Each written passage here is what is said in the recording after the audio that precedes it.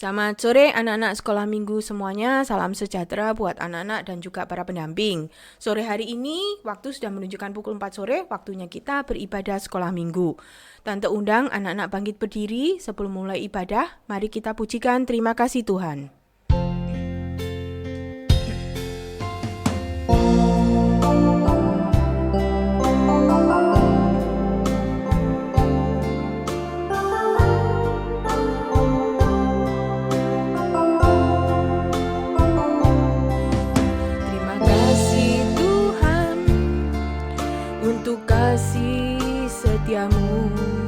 Yang ku alami dalam hidupku.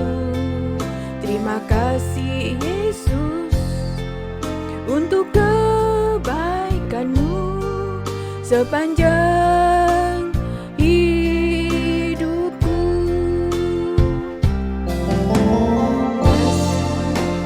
Kasih Yesusku,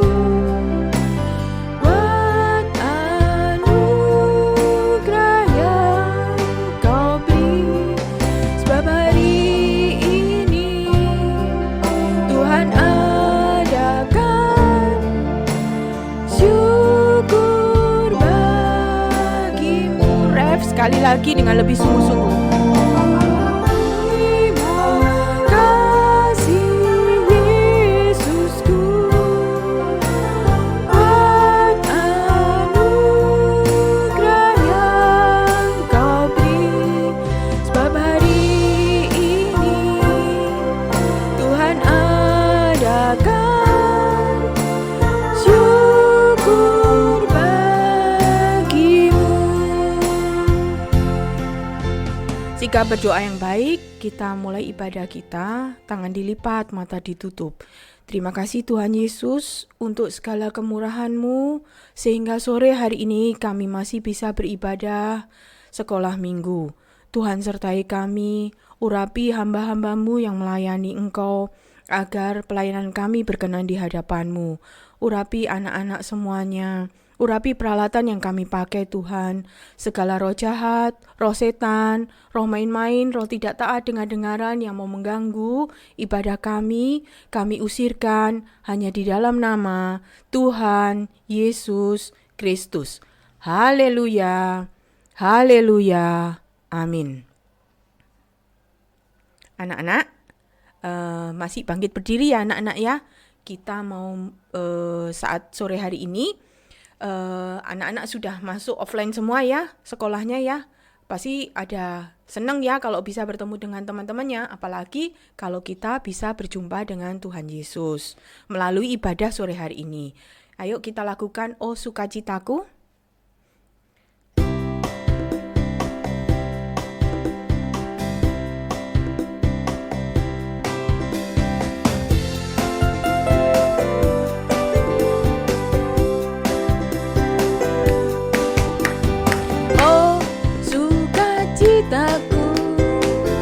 Sejak ku jumpa Yesusku, oh sukacitaku, ku temukan juru selamat.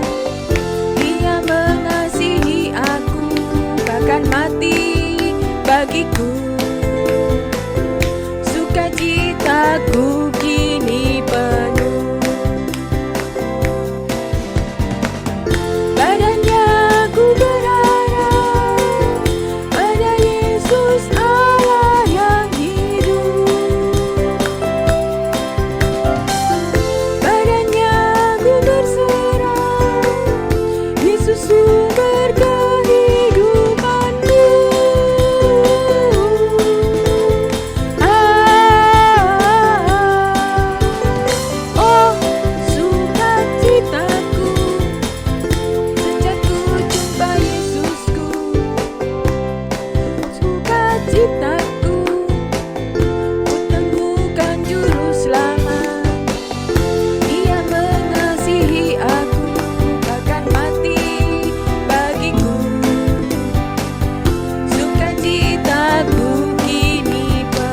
Sekali lagi, sukacitaku kini penuh. Sukacitaku kini penuh. masih semangat ya untuk tetap berdiri ya. Nah, tadi di lagunya tadi Tuhan Yesus sudah mati bagi kita. Untuk apa sih? Untuk menebus semua dosa kita. Nah, kalau kita sudah ditebus oleh Tuhan Yesus, dosa-dosa kita tidak boleh mundur. Artinya tidak boleh kembali lagi mengulang dosa-dosa kita. Ayo kita lakukan Bila Ku Ingat Cinta Tuhanku. Anak-anak tetap bangkit berdiri ya, semangat ya.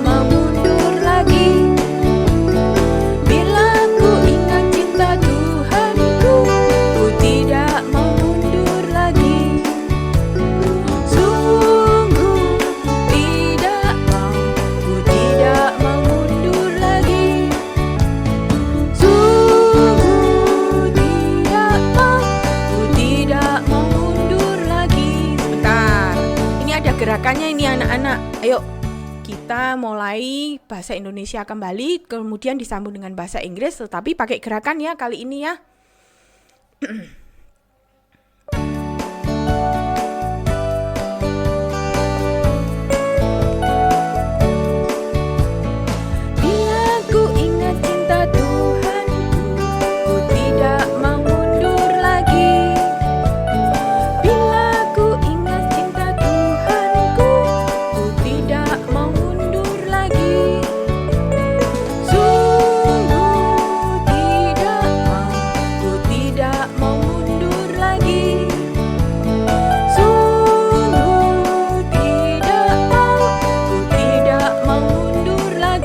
Inggrisnya. When I remember that He died for me, I never go back anymore. When I remember that He died for me, I never go back anymore. No, no, never, I never go back anymore. No, no, never, I never go back anymore. Nah, sudah semangat anak-anak? Udah ya? Sebelum memulai firman, Tante akan menyampaikan beberapa pengumuman. Anak-anak boleh duduk dulu. Pengumuman pertama, sekolah minggu masih daring ya anak-anak ya. Anak-anak bisa berdoa nanti di rumah. Yang terbaik buat anak-anak sekolah minggu semuanya. Kemudian mulainya masih pukul 4 sore. Nah, anak-anak sudah mempersiapkan semuanya. Mulai dari bajunya, sudah rapi, sudah mandi, sudah makan. Kemudian sudah siap 30 menit atau beberapa menit sebelum dimulai ibadah sekolah minggu. Seluruh peralatannya juga dicek ya anak-anak ya. Alkitab, buat anak-anak yang besar Alkitab. Kemudian buku catatan, semuanya dicek, dipersiapkan terlebih dahulu. Juga terlebih peralatan yang memakai baterai seperti HP, kemudian laptop, semuanya dicek dulu ya anak-anak ya. Nah, yang kedua, anak-anak bisa melihat kembali ringkasan firman, kemudian tugas, semuanya ada di Google Classroom. Nah, Google Classroom-nya masih ingat kodenya yaitu KZYINP. Diulang ya Tante, sama Tante diulang kembali ya, KZYINP. Nah, yang terakhir, karena ada ibadah sudah offline, untuk hari Minggu, anak-anak yang ikut ibadah orang tua hari Minggu ke gereja, Tante mohon supaya bisa duduk dengan tenang, duduk dengan manis.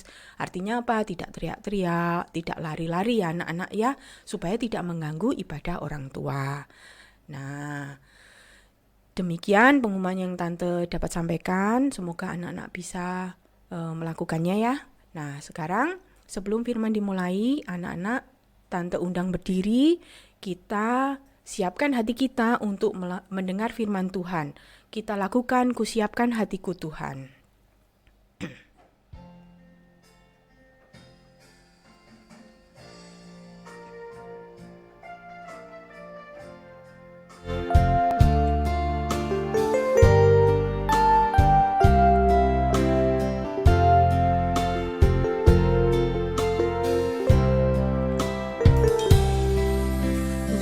Siapkan hatiku Tuhan, untuk dengar firman-Mu saat ini. Ku sujud menyembah-Mu Tuhan, masuk hadirat-Mu saat ini. Curahkan urapan-Mu Tuhan bagi jemaat-Mu saat ini. Siapkan hatiku Tuhan, untuk dengar firman-Mu.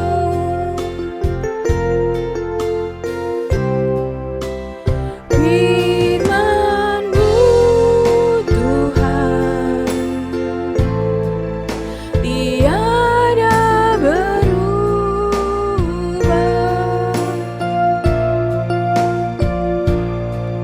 Dahulu, sekarang, selama-lamanya, tiada berubah. Firman-Mu Tuhan,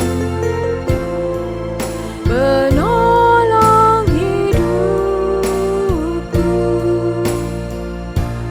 Ku siapkan hatiku Tuhan, untuk dengar firman-Mu. Sikap berdoa yang baik anak-anak, tutup mata, tangan dilipat, kita siapkan hati kita untuk mendengar firman Tuhan. Terima kasih Tuhan atas segala pujian kami yang telah kami pujikan. Ampuni segala kesalahan kami, agar kami layak menerima firman Tuhan. Urapi hamba-Mu yang menyampaikan firman, agar dapat menyampaikan dengan baik dan benar. Urapi anak-anak agar dapat mengerti, percaya, terlebih dapat melakukan firman-Mu dalam hidup anak-anak sehari-hari. Segala roh jahat, roh setan yang mau merampas benih firman dari hati kami usirkan hanya di dalam nama Tuhan Yesus Kristus. Pergi engkau, keluar dari hati kami, siapkan hati kami Tuhan dengan urapan Roh Kudus-Mu, agar kami bisa mendengar firman dengan baik dan sungguh-sungguh.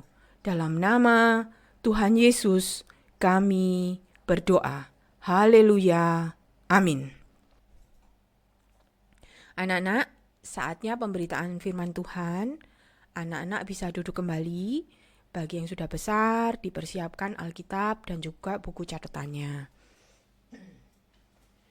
Firman Tante sore hari ini masih tentang keubahan, yaitu hati yang gelap dirubah menjadi hati yang terang. Di dalam Alkitab, contohnya adalah Saulus menjadi Paulus. Ada di dalam kitab Kisah Rasul 9 ayat 1 sampai dengan 18. Nah, nanti anak-anak juga bisa melihat ya, firman dan gambarnya ada di dalam slide. Kita mulai ya anak-anak ya. Jadi, Saulus itu jahat dan tidak percaya kepada Tuhan. Anak-anak bisa baca di Kisah Rasul 9 ayat 1. Kisah Rasul dalam Perjanjian Baru ya, 9 angka yang besar, kemudian satunya kecil. Mari kita baca bersama-sama ya. Sementara itu berkobar-kobar hati Saulus untuk mengancam dan membunuh murid-murid Tuhan. Ia menghadap imam besar. Saulus menangkap dan mencari murid-murid Tuhan untuk ditangkap. Kemudian ayat 2-nya, dan meminta surat kuasa daripadanya untuk dibawa kepada majelis-majelis Yahudi di Damsyik, supaya jika ia menemukan laki-laki atau perempuan yang mengikuti jalan Tuhan, ia menangkap mereka dan membawa mereka ke Yerusalem. Nah, kemudian dalam perjalanannya menuju ke Damsyik, Saulus melihat sinar terang. Kita baca ya di dalam ayat ketiga. Dalam perjalanannya ke Damsyik, ketika ia sudah dekat kota itu, tiba-tiba cahaya memancar dari langit dan mengelilingi dia. Lanjut ke 4 sampai dengan 6. Ia rebah ke tanah dan kedengaranlah olehnya suatu suara yang berkata kepadanya, Saulus, Saulus, mengapakah engkau menganiaya aku? Jawab Saulus, siapakah engkau Tuhan? Katanya, akulah Tuhan Yesus yang kau aniaya itu. Tetapi bangunlah dan pergilah ke dalam kota. Di sana akan dikatakan kepadamu apa yang harus kau perbuat. Nah, saat mendengar suara, Saulus sangat gimana anak-anak? Takut ya? Nah, kita lanjut ayat ke-8. Saulus bangun dan berdiri, lalu membuka matanya. Ketika ia tidak dapat melihat, tante ulang ya. Saulus bangun dan berdiri, lalu membuka matanya, tetapi ia tidak dapat melihat apa-apa. Mereka harus menuntun dia masuk ke Damsyik. Nah, artinya pada saat melihat cahaya tersebut, Saulus menjadi buta dan teman-temannya harus menuntunnya. Nah, kemudian ada firman Tuhan kepada salah satu murid Tuhan yang ada di kota itu, yaitu Bapak Ananias. Kita baca ya, Kisah Rasul 9 ayat 10. Di Damsyik ada seorang murid Tuhan bernama Ananias. Lanjut ke ayat 15. Tetapi firman Tuhan kepadanya, pergilah, sebab orang ini adalah alat pilihan bagiku untuk memberitakan namaku kepada bangsa-bangsa lain, serta raja-raja dan orang-orang Israel. Nah, Tuhan berfirman kepada murid Tuhan Yesus tadi, siapa? Bapak Ananias, untuk membantu Rasul Paulus untuk menyembuhkan dari kebutaannya tadi. Nah, kemudian bagaimana caranya? Bapak Ananias berdoa dan menumpangkan tangan sehingga Saulus dapat melihat kembali. Kita baca ya, Kisah Rasul 9 ayat 17. Lalu pergilah Ananias ke situ dan masuk ke rumah itu. Ia menumpangkan tangannya ke atas Saulus, katanya, Saulus saudaraku, Tuhan Yesus yang telah menampakkan diri kepadamu di jalan yang engkau lalui, telah menyuruh aku kepadamu, supaya engkau dapat melihat lagi dan penuh dengan Roh Kudus. Lanjut, sampai dengan 18b. Bagaimana? Sehingga ia dapat melihat lagi. Ia bangun lalu dibaptis. Nah, kita lanjut ke 19b. Di Kisah Rasul 9 ayat 19b. Paulus tinggal beberapa hari dengan murid-murid di Damsyik dan Paulus menjadi percaya dan namanya berubah menjadi Bapak Paulus. Tadinya masih Saulus ya anak-anak ya. Nah, dari pemberitaan firman Tuhan ini, prakteknya gimana sih anak-anak kalau hatinya gelap itu? 1, tidak mau mengasihi Tuhan. Artinya apa? Bapak Paulus berkobar-kobar hatinya, tetapi bukan untuk melayani Tuhan. Berkobar-kobarnya adalah untuk melayani dan membunuh murid-murid Tuhan Yesus. Tadi ya kita bisa temukan di Kisah Rasul 1, 4, kemudian sampai dengan 5 ya. Nah, contohnya kalau buat anak-anak, berkobar-kobar, kalau ibadah tidak berkobar-kobar, tidak setia. Tetapi kalau diajak main game dan sebagainya, nah itu anak-anak seneng. Nah, anak-anak berusaha ya anak-anak ya berdoa juga supaya tidak seperti itu. Kemudian contoh yang kedua, hati gelap itu apa? Yaitu anak-anak seperti Bapak Saulus tadi ya, masih tidak mau mengasihi sesamanya.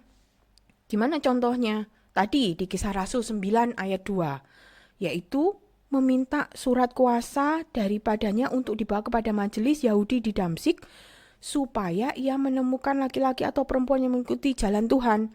Ia menangkap mereka, membawa mereka ke Yerusalem, bahkan menyetujui Oh ya, ada satu lagi. Saat waktu itu ada murid Tuhan yang namanya Stefanus. Kita baca ya di Kisah Rasul 8 ayat 1. Nah, anak-anak bisa lihat di slide juga ya anak-anak ya. Di Kisah Rasul 8 ayat 1. Saulus juga setuju bahwa Stefanus itu murid Tuhan ya, mati dibunuh. Nah, praktek yang kedua, tidak mencintai sesama itu, tidak mengasihi sesama itu bagaimana anak-anak? Membenci tanpa alasan. Pokoknya aku nggak suka deh sama temanku ini. Tanpa alasan yang jelas. Kemudian bahkan tidak boleh loh membenci dengan alasan yang jelas pun tidak boleh. Kemudian apa? Menggosipkan teman, fitnah teman. Apalagi saat ini anak-anak memakai handphone. Nah, sudah jauh lebih cepat. Kalau yang kemarin anak-anak mesti bisik-bisik dulu. Tapi kalau sekarang sudah langsung. Beritanya itu akan menyebar. Nah, apa yang harus anak-anak lakukan? Pada saat mendengar berita, anak-anak harus bertanya ya kepada temannya itu. Supaya benar-benar mendapat berita yang benar. Nah, artinya apa? Bapak Saulus ini tidak memiliki dua loh batu. Tidak bisa mengasihi Tuhan dan tidak bisa mengasihi sesamanya. Anak-anak nanti baca ya di rumah ya dalam kitab Keluaran dalam Perjanjian Lama. Nah, di sana Keluaran 20 itu anak-anak bisa baca ada dua loh batu. Loh batu yang pertama itu adalah perintah untuk mengasihi Tuhan, ada 4. Kemudian loh batu yang kedua ada 6, itu adalah perintah untuk mengasihi sesama. Jadi praktek hati yang gelap itu adalah Saulus tadi tidak bisa mengasihi Tuhan, tidak percaya, dan mau bahkan sampai dengan membunuh, menganiaya Tuhan. Ya, lewat murid-muridnya tadi ya. Dan kemudian kedua adalah Bapak Saulus tidak mau mengasihi sesama. Nah, bagaimana anak-anak prakteknya? Supaya kita bisa mendapatkan hati yang terang. Nah, tadi ada di dalam Kisah Rasul 9 ayat yang ke-3. Di sana ada, dalam perjalanan ke Damsyik ketika ia sudah dekat kota itu, tiba-tiba cahaya memancar dari langit mengelilingi dia. Secara rohani apa itu cahaya anak-anak? Yaitu cahaya Injil, kemuliaan Kristus, yaitu firman Tuhan sendiri. Kita temukan dalam Alkitab ya kalau saat ini ya. Kita baca di dalam 2 Korintus 4 ayat 4 sampai dengan 6. Kita baca ya. Kita baca ya. Nah, anak bisa mengikuti juga ya. Yaitu orang-orang yang tidak percaya, yang pikirannya telah dibutakan oleh ilah zaman ini, sehingga mereka tidak melihat cahaya Injil tentang kemuliaan Kristus, yang adalah gambaran Allah. Lanjut ayat 5. Sebab bukan dari kami yang kami beritakan, tetapi Yesus Kristus sebagai Tuhan, dan diri kami sebagai hamba-Mu karena kehendak Tuhan. Lanjut ayat kehendak Tuhan Yesus. Lanjut ayat ke-6. Sebab Allah yang telah berfirman, dari dalam gelap akan terbit terang. Dia juga yang akan membuat terangnya bercahaya di dalam hati kita, supaya kita beroleh terang dari pengetahuan tentang kemuliaan Allah yang nampak pada wajah Kristus. Nah, ingat ya, dalam perjalanan ke Damsyik tadi, Saulus mendapat cahaya Injil kemuliaan ya. Sudah jelas ya di sini bahwa cahaya itu adalah cahaya Injil secara rohani ya anak-anak ya. Nah, awasan buat kita semua. Pada saat kita mendengar firman, kita harus benar-benar sungguh-sungguh.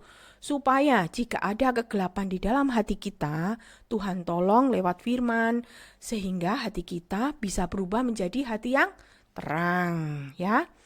Dan kita bisa introspeksi diri, melihat diri sendiri, masih ada kesalahan, kita segera bisa bertobat, yaitu mengaku dosa, dan kemudian hidupnya berubah menjadi hidup yang benar. Nah, gimana prosesnya supaya Saulus ini bisa menjadi Paulus?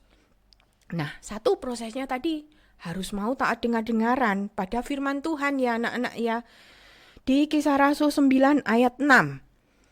Tetapi ada firman Tuhan kepada Saulus ya, tetapi bangunlah dan pergilah ke dalam kota. Di sana akan dikatakan kepadamu apa yang harus kamu perbuat. Nah, di sini Saulus melakukan seperti apa yang difirmankan Tuhan, suara Tuhan.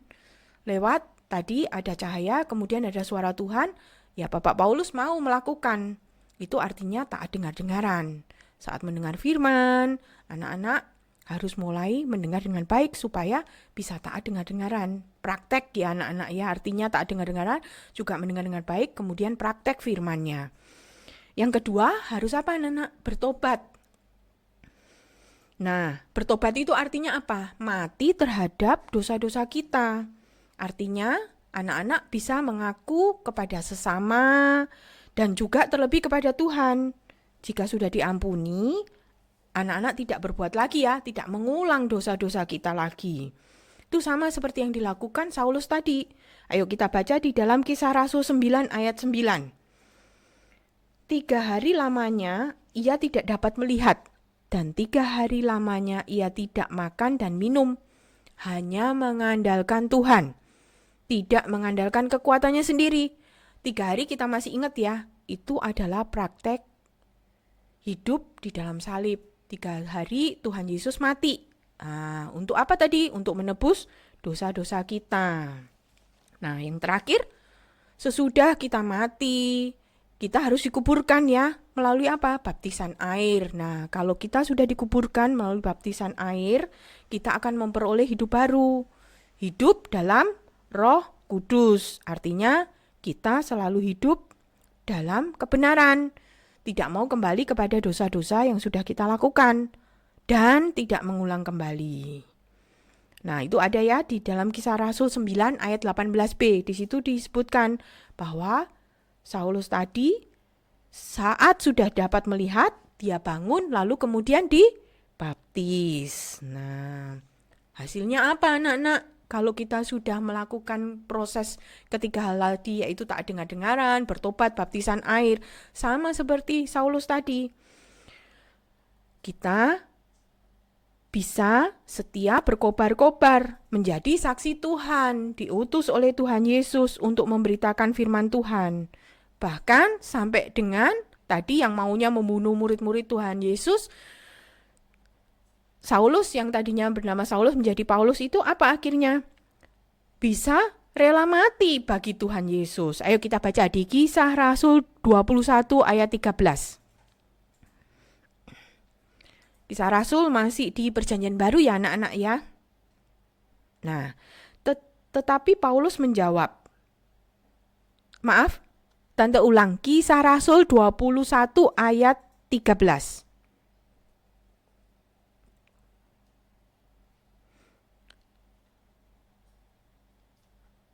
Tetapi Paulus menjawab, "Mengapa kamu menangis dan dengan jalan demikian mau menghancurkan hatiku?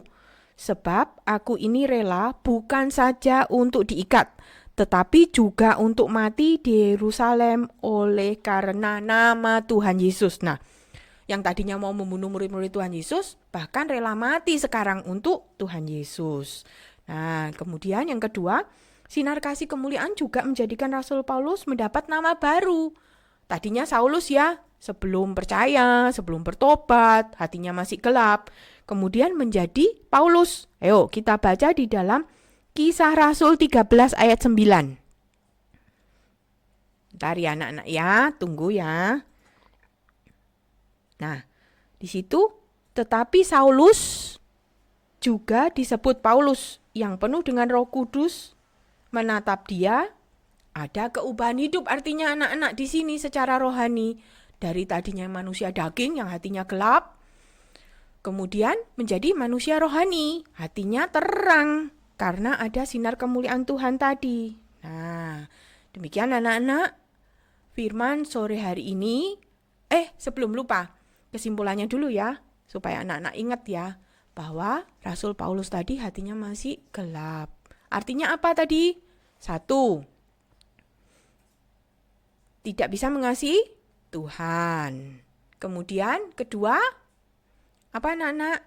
Tidak bisa mengasihi sesama. Nah, prosesnya harus bisa mendapat sinar kemuliaan, yaitu lewat firman Tuhan. Pada saat sudah mendengar firman, mendapat sinar, hasilnya apa tadi? Yaitu Rasul Paulus bisa menjadi setia berkobar-kobar kepada Tuhan. Dan kemudian bisa menjadi memperoleh hidup baru, nama baru. Tadinya Saulus menjadi Paulus. Prosesnya diingat-ingat lagi. Prosesnya jangan lupa ya anak-anak ya. Ini bagian terpenting ya. Prosesnya adalah 1, taat dengar-dengaran, kemudian bertobat, dan kemudian baptis air. Nah, sekian firman Tuhan yang dapat Tante sampaikan.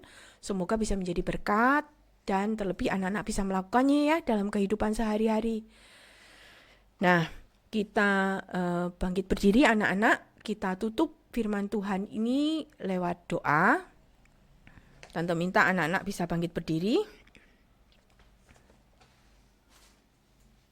Sikap berdoa yang baik, tutup mata, lipat tangan.